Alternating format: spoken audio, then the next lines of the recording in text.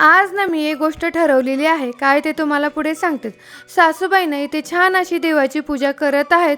तोपर्यंत म्हणलं मी व्हेज भाजीची तयारी करावी. कारण आमच्या घरी आज नॉन-व्हेज आणि व्हेज दोन्हीही भाज्या बनणार होत्या. तुम्हाला तर माहितीच आहे की काल आमच्या इथे ना बकऱ्याचा कार्यक्रम होता.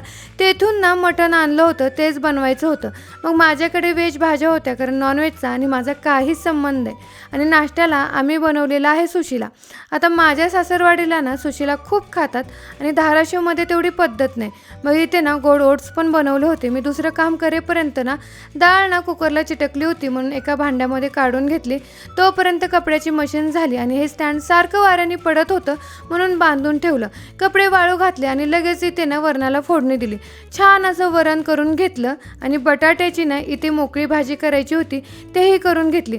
आणि ताई बनवणार होत्या नॉनव्हेज म्हणून इथे त्या सगळ्या तयारी करून घेत होत्या. बरं, मी आज ना एकच गोष्ट ठरवलेली आहे की इथून पुढे ना व्हिडिओच्या सुरुवातीला मी नेहमी ना श्री स्वामी समर्थ म्हणत जाईल. कसं वाटलं हे कमेंट करून नक्की सांगा. बाय.